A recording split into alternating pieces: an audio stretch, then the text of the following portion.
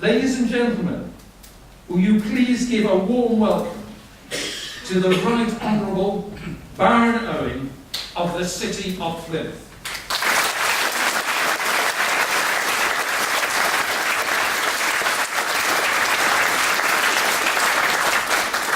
Thank you for asking me. I think now we need courage, confidence and conviction. I think it's also appropriate that in this last stage of the campaign we should be having this meeting here with the Bruges Group. I want to challenge and ask a fundamental question, because I think it has great relevance to this whole issue of referendum.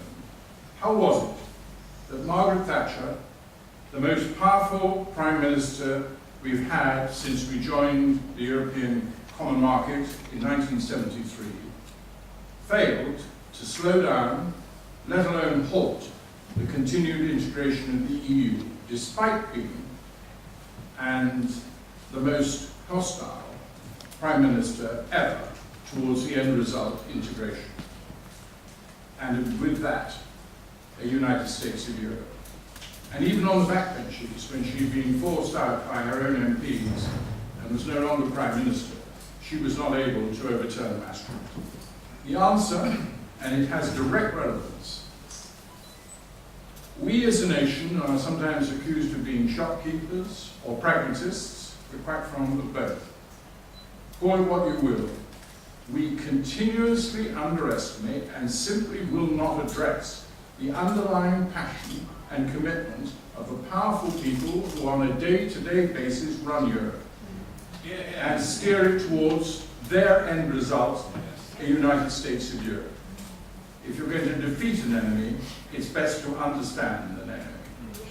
We also ignore how effectively the Brussels believers turn the mind frame of the diplomats, civil servants and experts from the member states to their idea of Europe.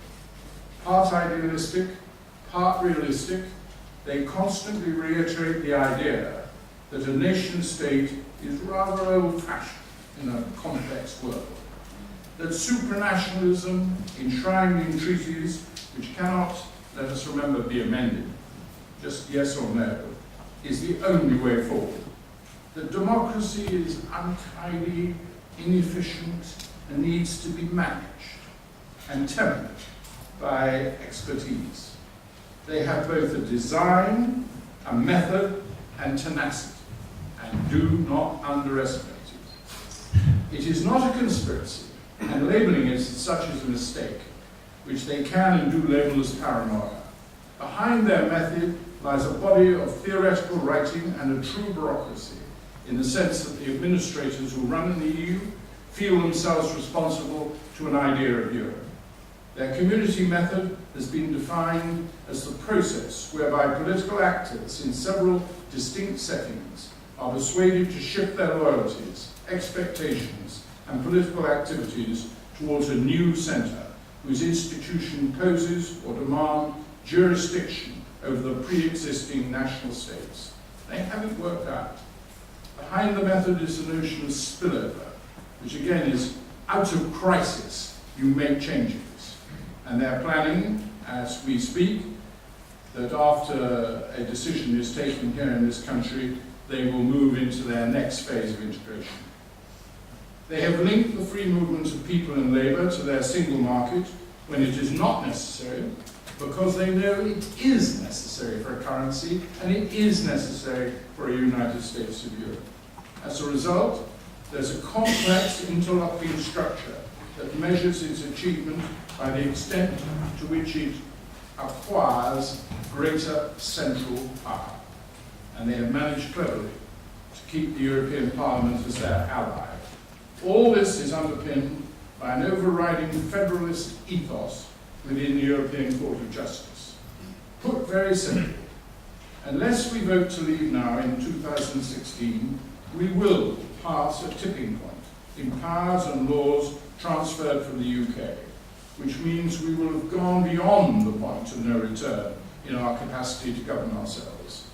The common market and the community never came close to this tipping point, but now with the Union and a common currency we are crossing over the line. TTIP does this in relation to the NHS. The EU Charter of Fundamental Rights does it for the law. Now let us look at defence. Surprisingly, it came very high initially on the agenda of Europe, but as we know, it was effectively defeated on the 30th of August 1954 in the French Assembly. De Gaulle, like Margaret Thatcher, was a very strong leader. He hated the very idea of a United States of Europe. Yet he was eventually persuaded to drop his Fouché plan in 1962 to deal bilaterally with Adenauer, forge not peace, that was done by NATO, but real friendship between France and Germany. And when I asked, are there any benefits of all this, I would certainly say yes. That has been a substantive benefit, the interlocking of the civil service and the French and German people. Now, at this moment, there is a German paper circulating in Brussels and Berlin which advocates detailed plans for progressing an EU joint military headquarters and shared military assets. It's been held back deliberately from our referendum, but it will come into effect, and it will come into effect without the UK. It doesn't matter whether we vote remain or leave, because there is this new mechanism, enhanced cooperation, which allows 9 member states to move, and in this case they will do it over the defence structures, and probably a good deal more than that, 9, to the overall 27. Now, people who ought to know better are involved in a soft shoe shuffle in the EU to diminish NATO and pretend that the EU can fill what is fast becoming a yawning gap in our military capabilities in Europe. For decades, the US Defense Department has been hostile to EU common defense, accepted in Maastricht by John Major, and autonomous defense promoted by President Chirac and Prime Minister Blair. The US has at the highest level repeatedly warned against 2 planning centers for defense in Europe, one in the EU and one in NATO. Every US Secretary of State for Defense, the present incumbent included, has publicly, when retiring, opposed this development. So have most Secretaries of State in the department, though it's always been muted by the relationship of the officials in the State Department to the EU and to the idea of a United States of Europe. Now, while the EU is dysfunctional, NATO is not dysfunctional. NATO would benefit today from a solely committed British voice, not one hovering between it and the incredible concept of EU defence. Incredible in the sense that it is not remotely credible. It is a pretense. By the people's choice, not its elite, Denmark is already one NATO country that is already not allowed by their laws to involve themselves in all the EU defence arrangements and treaty language. A core priority, when I hope Britain leaves the EU, must be for the UK to strengthen our support for NATO, help improve the alliance's capability to act cooperatively to preserve peace and security, and including dealing with ISIL, wherever it surfaces. Now, President Obama's attitude to some of these issues has changed the White House atmosphere, and who knows what's going to happen in the United States politics in the future. When I'm asked about my own attitudes, I'm not too defensive. I don't mind changing my view if the facts change anyhow. But there have been 2 phases in the EU development. Some of you have a long history of being against all of them. I personally am not residing from believing that the common market was potentially a good thing, and the European community was certainly manageable. Where everything, in my view, went critically wrong was in the whole development of the European Union. And I must say this, I think it was a terrible shame that Margaret Thatcher did not take the criticisms of the putting the monetary union into the single act by Nigel Lawson when Chancellor as seriously as she later did realise. Because there is no doubt that that built a momentum towards monetary union. And this is the way they act. And this is why I think it's extremely important to analyse all this pretty carefully. She was advised by Charles Powell, her Foreign Office Private Secretary, who I now know to say he knows what Margaret Thatcher would have done. I warn you against, in any way, describing what somebody would have done were they alive at this present moment in time. But personally, I think you're wrong. Now, how could it have happened? Charles Moore, I think she's very privileged to have him as a biographer, a very thoughtful, and both books so far I think have been brilliant. He explained it, and I recommend his words to you. The builders of Europe, explains Mrs. Thatcher's position, the builders of Europe saw the EEC as a continuous progress in one direction. They used each treaty, declaration, protocol, directive, and so on, as the building block for the next. Mrs. Thatcher was very suspicious of this, I'll say that again, both as a method of proceeding and because of the nature of the goals. But she was also trapped in it. It was a condition of membership. I believe that analysis is correct, and we today are in grave danger of becoming ever more trapped. The euro is a far-reaching experiment which has proved to be a broken-backed project, as the Bundesbank always said it would be, and as many people in this room, and I'm certainly one of them, believed. It coincided, of course, with the significant name change from community to union. It has created a dysfunctional EU, and there seems no sign of that changing. Now, in the midst of the global crisis of 2008, a crisis developed in the Eurozone. That Euro crisis is still with us. Poses a question at the heart of this referendum debate. How long do you continue being associated with a failed currency? How long do you risk what might happen? I won't say anything about the Prime Minister because you said it all. Why does he never talk about the risk of staying and only talk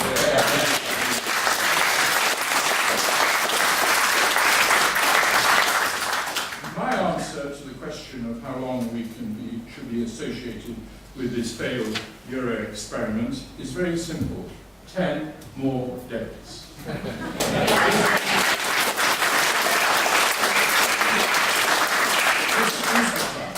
And we must seize the opportunity to leave. To remain is to stay shackled to failure, with no prospect of reform in the euro. To leave is safer, and will restore, rejuvenate, and re-energize a global UK. Now, I don't wish to decry an idealistic belief in federalism. People's views have waxed and waned on that on the continent. In this country, there's always been very little support. It's usually been associated with the young. And I can understand why they might think that it might be possible at some future date to create the United States of Europe. But all the evidence is that it is quite impossible to do it with the support of the people of this country. Poll after poll shows 15% of people of this country are prepared to contemplate this issue as a maximum. And yet, it is on our doorstep. It is here and now. And we must call it for what it is. In 1962, when I first became a Labour candidate for Torrington, and the only question there was whether or not I could save my deposit, the then leader of the Labour Party, Hugh Gateskill, spelt out the choice for the people. He didn't say don't go into the common market, but he warned. And he had spent time with Monet, and he had spent time with Spark. He was a serious figure. And he realized that their intention was very clear. They didn't hide it either, the founding fathers. They wanted a United States of Europe. And he said, if we were to become a mere province in a United States of Europe, it would be the end of 1,000 years of British history. And he was right.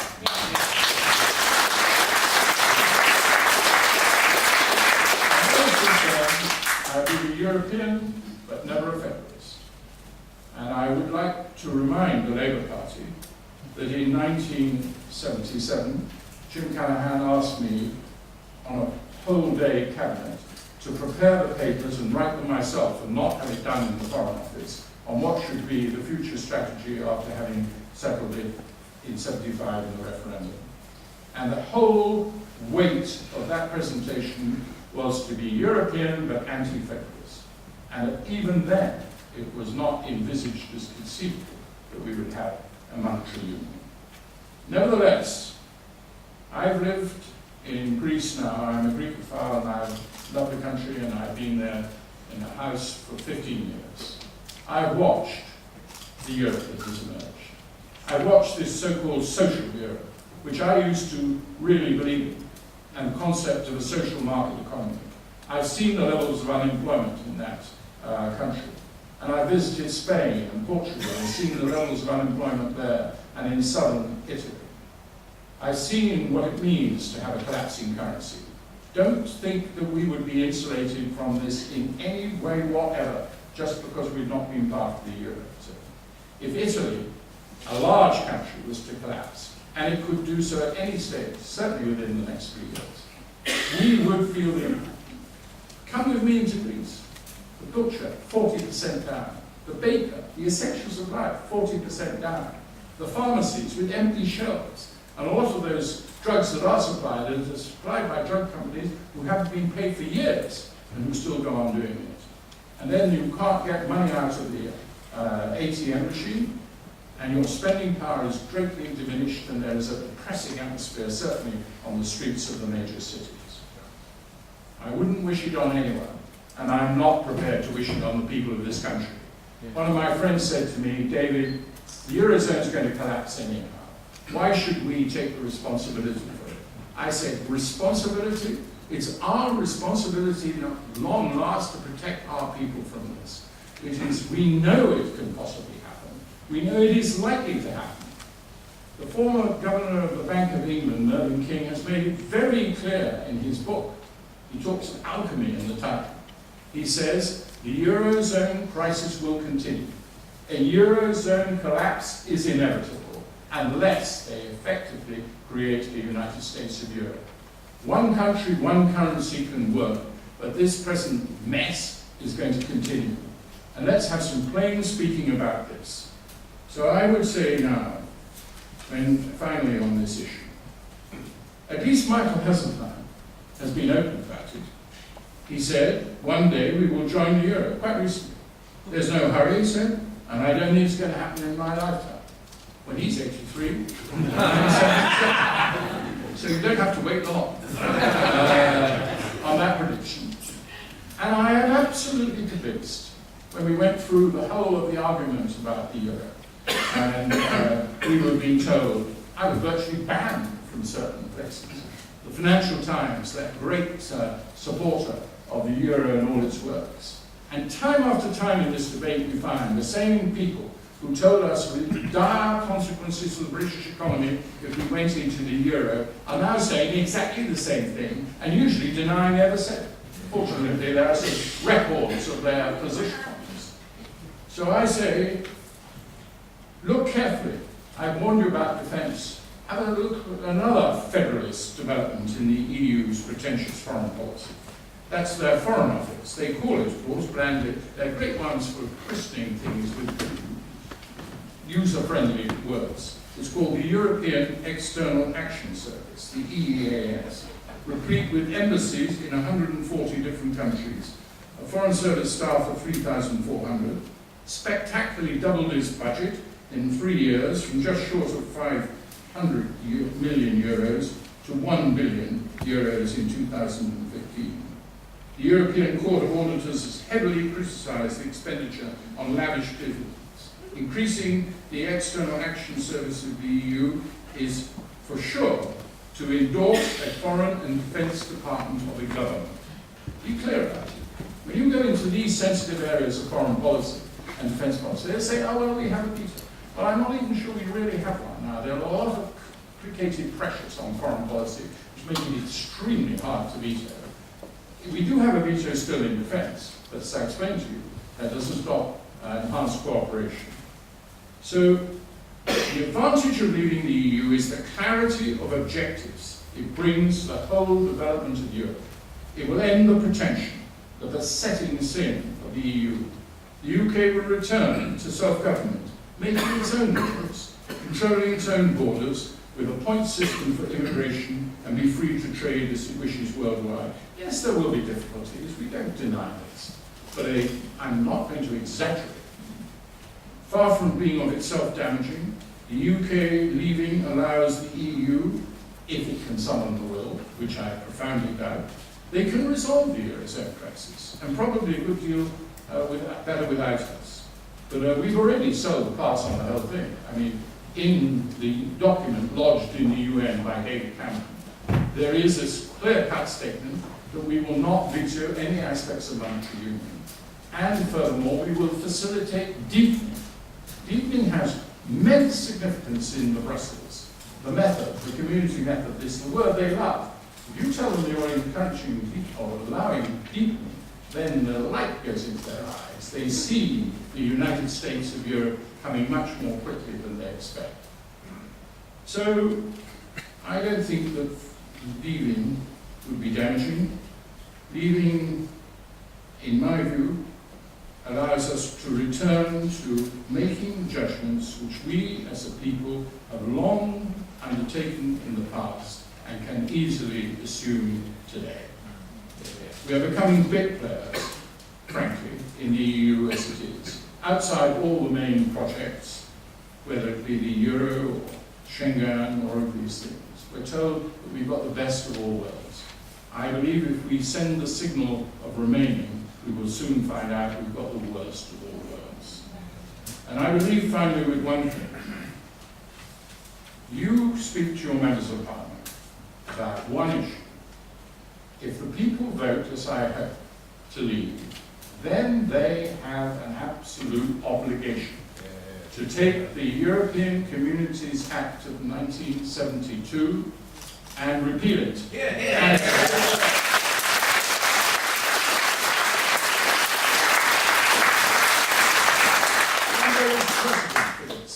In the 75 election, in the middle of the election, Jim Callum, who was written to by somebody from the Cabinet Office, a very distinguished and good civil servant, and he said, you know, there's not any need to legislate in a hurry.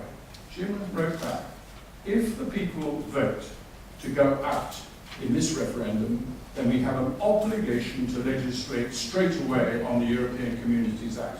There will be a lot of people who will decide you should leave it till the end of the process, the end of the negotiations.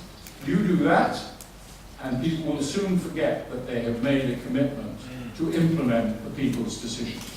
And we must be quite clear that legislation should be presented to Parliament no later than September. It should be passed in December of this year, and it will then run for 2 years with one extension if there's agreement in all the European Council for another year of negotiating if we are making progress on a bilateral negotiation on trade. But only in that. That would mean we would be undoubtedly out by legislation passed this year by December 1990. And that gives you 6 months to your general election in 2020, when on all past precedent I will vote for the Labour Party.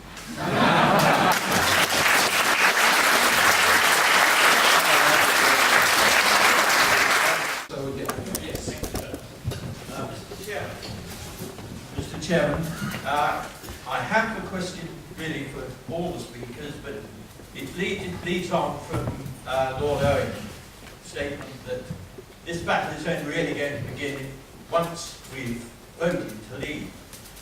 The question is whether we're actually going to manage to get a majority in the Commons to repeal the Treaty of Accession in 1972. That seems to be absolutely crucial. Thank you very much indeed, sir. Very important question. Lord Owen, your comments, I think there is absolutely no doubt that if that resolution comes to the House of Commons quickly, and maybe you can get the speeded up legislation you mentioned, that it will carry, it would be seen as a constitutional outrage to have a referendum and then not act on it. Our problem is speed and delay. What we will argue is under Article 50 it's a complete package, and that you have to wait until the full outcome, and you stay in all aspects of the EU. Well, I think we can start to unpick that. For example, are you saying we should fight the 1919 European election and conduct ourselves as if there are going to be another 73 MEPs? That is such a ludicrous position that it will soon become clear you have to start quite soon to ensure that there is no election in this country, and you don't start selecting candidates and doing everything like that. But that's just one of many. And there is no doubt that the way the treaties are crafted on defence, foreign policy area, that is one you can separate out right away, and would actually be the most powerful one to separate out, because it is the clearest and the most specific. And we have somewhere else to go, which is to argue all of those issues of foreign policy and defence inside NATO. So I think that if we start absolutely determined on this issue, the Prime Minister said he will implement his words. He said in the House of Commons, I will sign the Article 50. He used the word I. Frankly, we've had that from too much from Blair than to have it from Cameron. Both of them are developing exactly the same presidential mission, advised by the same person who was the Cabinet Secretary. We have got to stop this. They have got to accept that the first thing that happens is a new cabinet has to be formed, and this cabinet has to have papers in front of them. Do you realise, as far as I can understand, at no stage were papers put before Cameron made his decision in 2013, before the manifesto commitment was made, and before the legislation finally. On all these issues which they now do special Treasury tests and run models and do all of this, none of that was ever done before these decisions. Now why? And why didn't the civil service force it through? Because I think there was a genuine belief that this was a perfectly rational choice for people to take, and that it could be either or. And it was only when they suddenly realised, when Cameron came back and found his negotiation rejected by the press and by everybody, he suddenly realised he would lose. And from that moment on, they've unleashed all these activities to point to you as if there's no choice. So your point is essentially correct. We can get that legislation through this year. We could probably get it through in the first 6 months of 2017, but don't count on it. And by 2018, I don't believe you'll get it through. You know, you've dedicated opponents in your own Conservative Party, you know, and they're clever. They won't move right away, but they'll play for time. And their argument is Article 50 is a package deal. That's how they want to interpret Article 50. We better not sign it.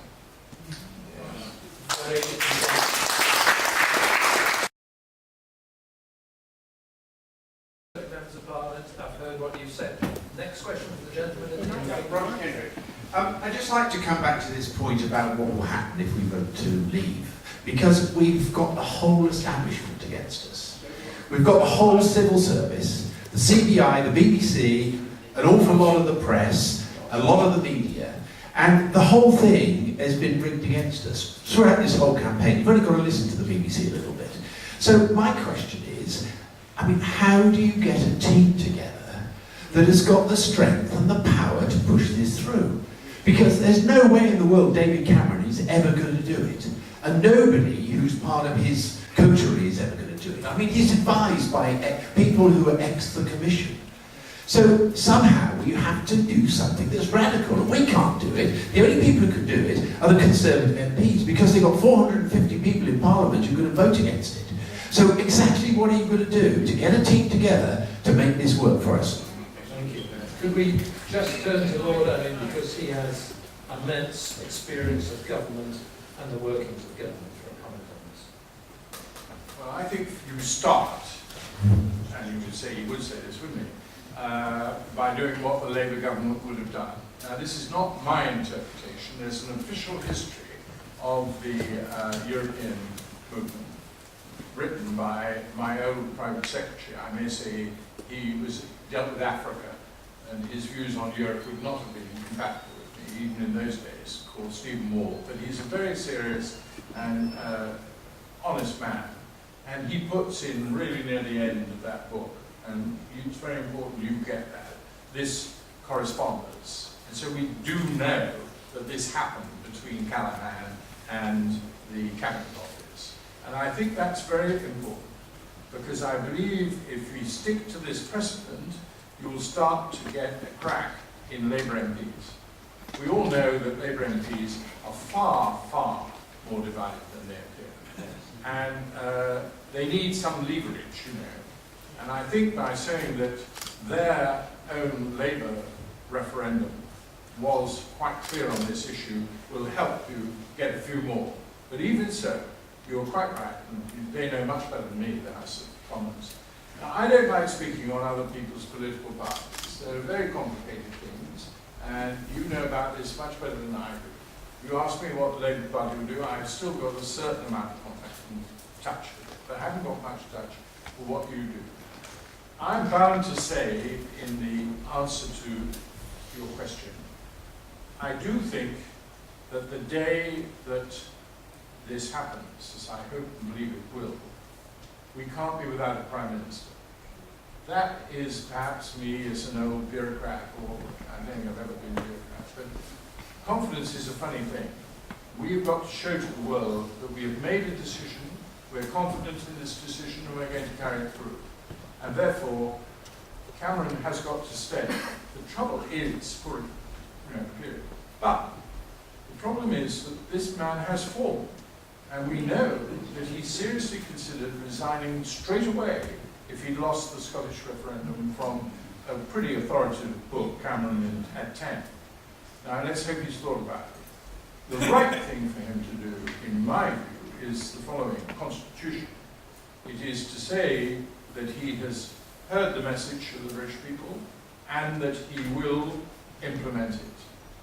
But that, as everybody knows, he was going to step down before the election anyhow, that as a result of this he will step down much earlier, but that he will only step down when there has been, and then he might say, an election.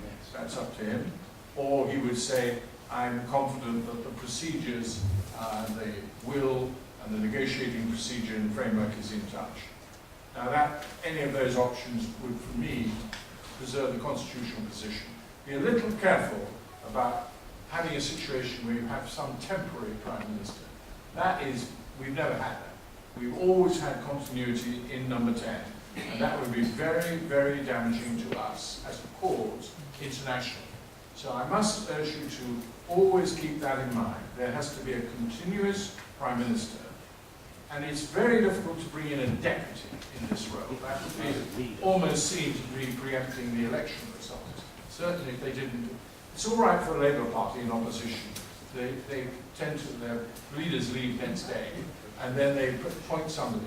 That person always says, I will not be the candidate, so they're not confusing the election. But that's quite difficult to sort of put in somebody like Theresa May. It would be, I'm not going to go, I'm doing what I shouldn't do. From your party. But all I tell you is this: they will know what to do, and you have got to know what you're going to do, and you have got to make sure that the leaders of the Leave campaign know what they're going to do, and have got agreements signed in blood between them, because this is no time for confusions or ambitions or anything like that. I tell you, I have been impressed. I go every Thursday to meetings of Don't Leave, and I have been impressed by the way the three of them have worked. A Labour MP, Gisela Stewart, and Michael Gove, and Boris Johnson.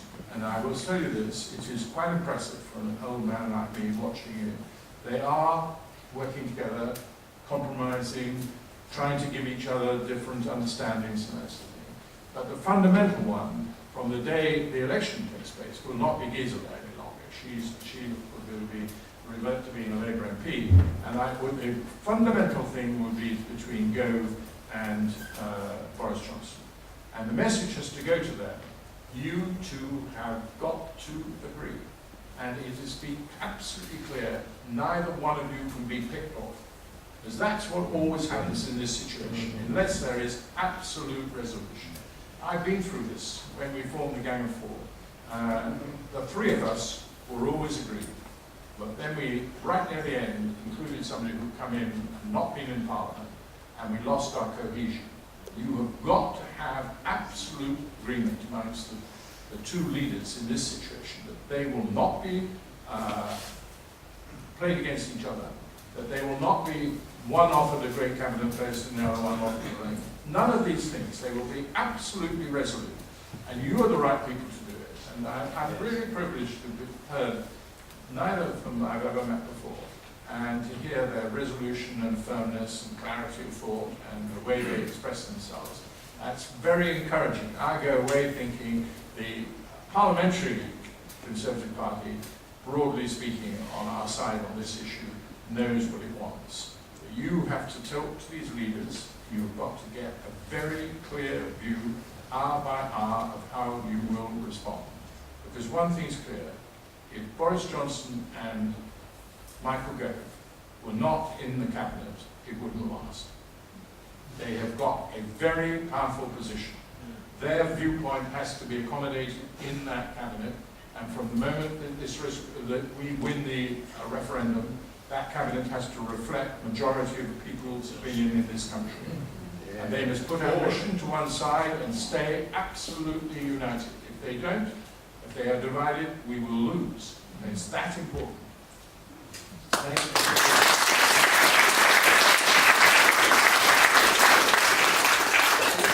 Thank you for those words of wisdom and authority and experience. The next question, gentleman in the pink tie. Yes, a gentleman.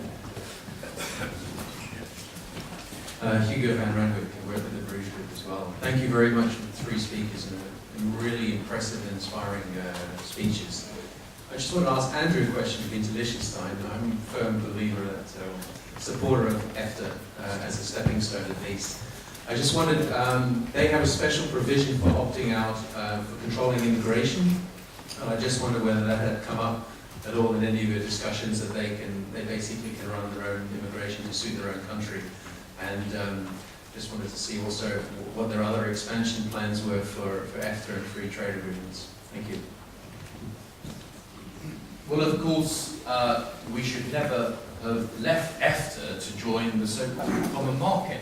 Had we stayed in EFTA in the first place and evolved that into a free trade organisation, including Britain, we wouldn't be having this debate today. The reality is that Norway, although it's part of the EEA and has, I think, signed up to things which are not good and we would never sign up to, the reality is that it's possible through EFTA to have trade arrangements without the free movement and without the political interference that we have via the EU. And as Hugo has mentioned, Liechtenstein is a case in point. They don't have free movement with the rest of the single market countries, and I think that EFTA is most certainly a potential option for the United Kingdom. What I don't want to do, however, is to box us into one particular model. But I do think that once we've got our sovereignty back, once we can make our own decisions for ourselves again, then it gives us opportunities to work with EFTA and expand the concept of free trade, which is really all we've ever wanted. We never wanted a political union. There was never any demand for a political union amongst the British people. It was only ever meant to be a common market, and I think EFTA could very well be a model which we could work with, perhaps rejoin, and perhaps evolve that into what we should have had in the first place. So yes, we should look at that. Yes, we should look at opportunities. What we don't want to do, however, is to put ourselves in a position whereby we've only got one option. I think that Britain, being the fifth largest economy, being a nation with global outreach, there are all sorts of opportunities for us out there. And trade with Europe is very important, but it's not the only thing we need to be focusing on. We need to be global, free trading, seafaring nation, as we've been throughout our history. Thank you very much. Yes, gentlemen, just go back another row. Yes, that gentleman there. Yes, sir. Gentlemen of the panel, thank you very much for the most excellent presentations, very heartening, and I hope people have got their courage together. As a confirmed Commonwealth supporter, I have been all my life. I've lived in a Commonwealth country for 30 years, Canada, which passed NAFTA, North American Free Trade Act.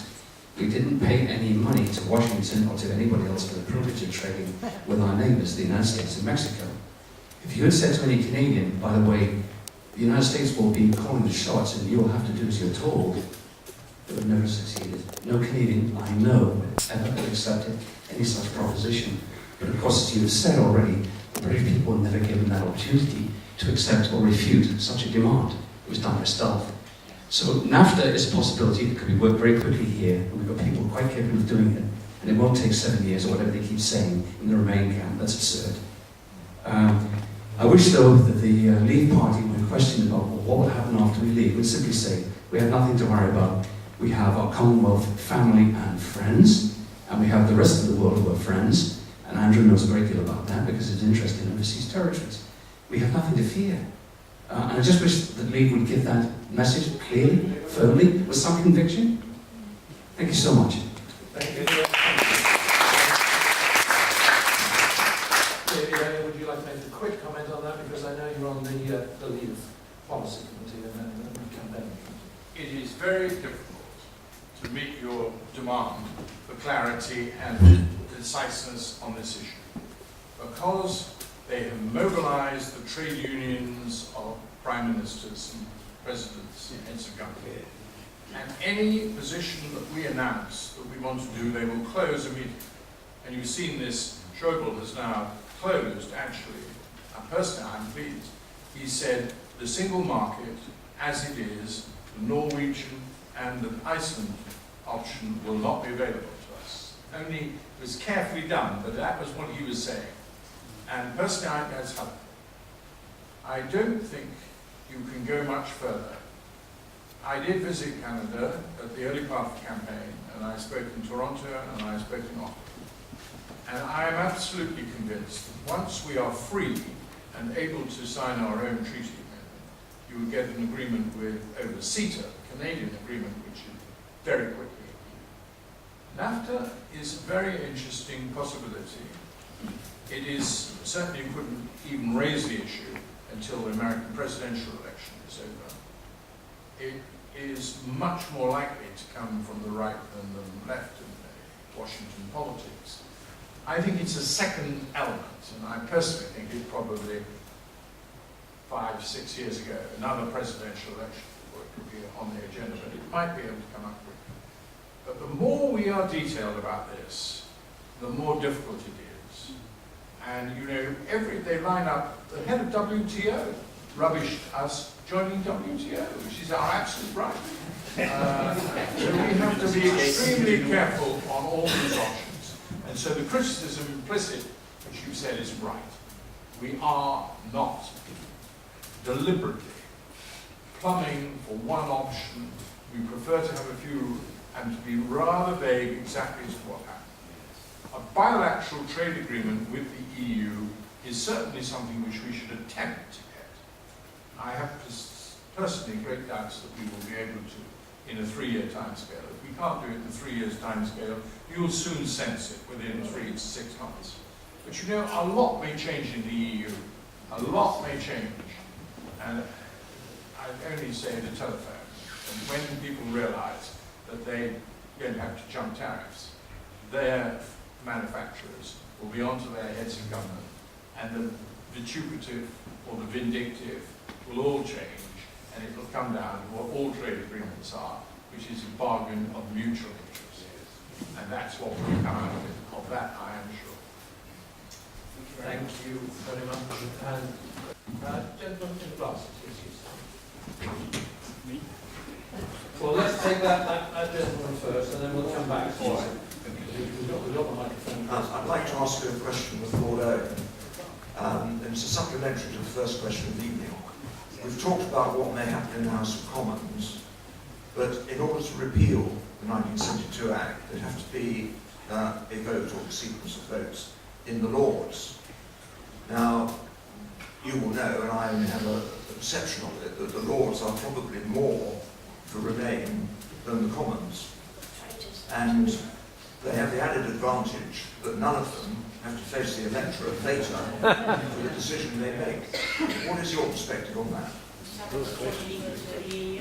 I think it's exactly the same as I said. If you go early, they will not dare to do it. And if you wait, they will be there helping the waiters, the people who want to wait.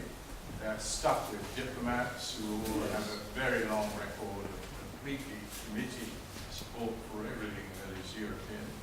And we would be in a very small minority. So we have to face that reality. But we are not, it's A, unconstitutional to ignore the view of the people. Therefore they won't do that. They're clever actually. They won't walk into this trap. But they will wait and they will, as I say, use another argument. So it won't be like this. They will hope that Cameron will move on Article 50 with an interpretation that Article 50 is as a whole. And this is, they will say, against my arguments about Callahan, we didn't have Article 50 in 1975. And if you look at Article 50, it is very, very difficult to interpret exactly what's happening. And it's open to any form of interpretation in some respect. And that's why it is an absolutely fundamental fact that there has to be a cabinet which has got a majority for the people's view. That doesn't necessarily mean they've all got to be people who voted to leave. They've got to have a grouping which you're pretty confident is not going to behave as the government has behaved over the last 3 months. It would be absolutely intolerable if that happened. And therefore, we have got to win that battle first in the cabinet, because they put forward legislation. And if they put it forward, I believe most Labour people will also support this. I cannot emphasise enough this issue of speed. And I know what their argument will be. It will be, this is a package deal, Article 50, you wait until the whole thing is being negotiated, and then you repeal the European Communities Act. Up until then, we go to all these meetings, we have all the things. The answer to that is, there is one area which we are ready to negotiate over the EU, which is trade. That is what has to be ring-fenced in the legislation, and that we would agree will be left until we can make take the cards, even on trade. Because if we find we're just being talked along, and we have every right to, again, you say, but you have been talking about 10 years, you've been talking about 7 years, 5 years, these ludicrous figures. But turn it against them and say it's absolutely intolerable that we can be held in a vice without the power being taken right away now. So this is the issue. I'm sorry to bang on about it, but I am pretty shocked to discover amongst my fellow campaigners how very few people are focused on this issue. And I hope these two will take it now to Parliament and start to build up an absolute demand, and it needs to be relayed through to Gove and to Morris. I've written to both of them. You know, I'm an old fart. You know, I went on this committee because Nigel Lawson persuaded me, who incidentally, in my view, is the one person of all of us who can claim to have a perfect record on all this. I wish I had his record. He spotted the monetary union very, very early on as being the real problem. But I do believe now that in these next few days, don't wake up and do it on the 24th. We're in there now with a very real chance. Yes. And we've got to make our provisions, we've got to make our dispositions. It is a fight, and no general would leave this area undone. And so Gove and Boris have got to know from the very loyal support they've had from Conservative MPs. You know, we've all got different ideas, what should we say? You know, bloody difficult. And we've managed to keep the slight distance from UKIP, which was necessary for an election, but we've also got to respect them, because frankly we wouldn't be here.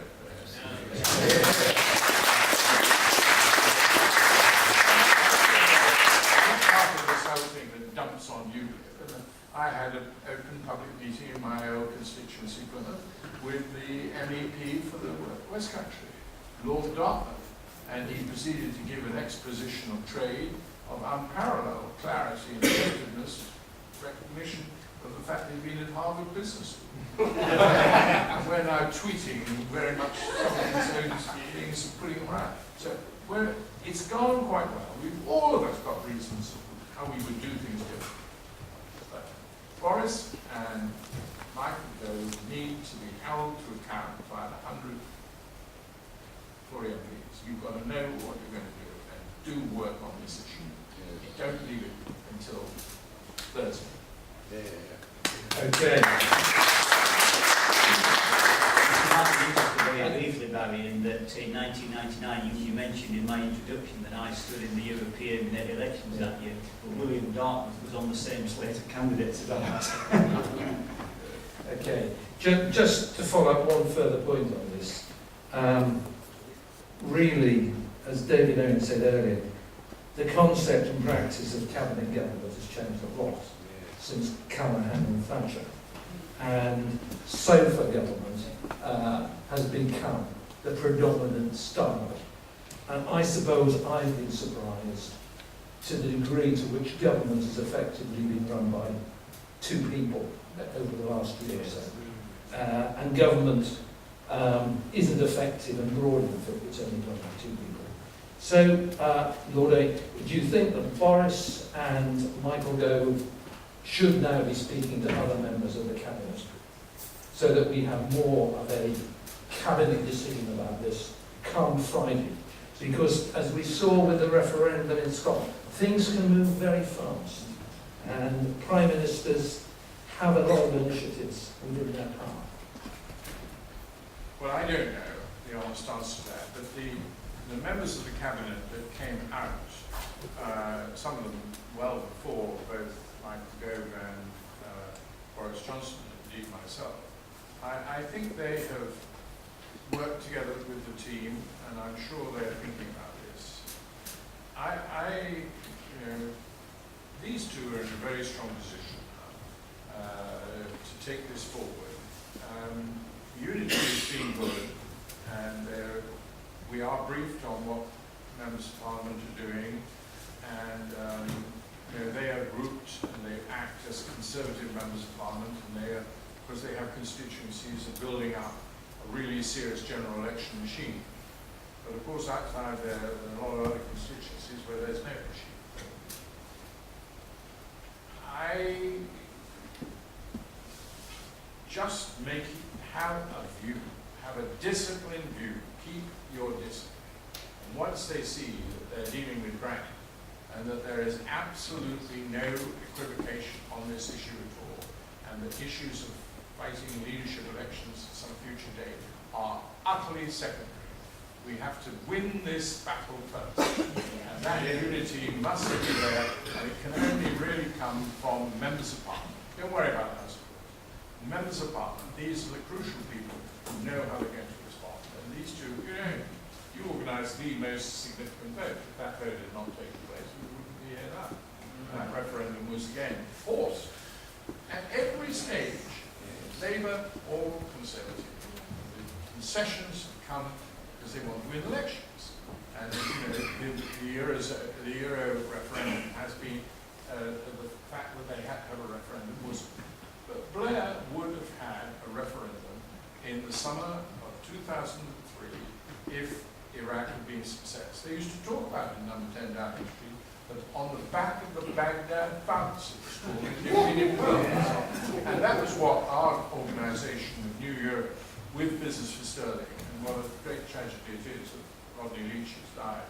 And we were working for that very scenario. And we had to have an organisation already on a cross-party base and finance, and we'd given them a very good fight. And Blair would have probably won that election. And also for Gordon Brown. Gordon Brown would have been told by Blair, you're on side on this one or you leave.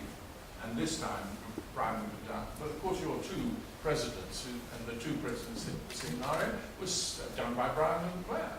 Cabinet was a completely sideshow. And we have got to restore it. If in the middle of war, I'm writing a book about the wartime cabinets from 1940, if they can face all they did with absolute cabinet government throughout the whole period, Churchill never tried to avoid it and championed it, put bloody minded people in the wartime cabinet. Ernie Bevan was a very difficult character at that stage. And so we have got to restore cabinet government. There's quite a lot to deepen our own democracy. And I believe we can keep Scotland and Ireland on board. But today the Taoiseach is touring around telling us we can't have a free travel area in Northern Ireland, despite the fact the Secretary of State on our side says quite clearly we're going to keep that.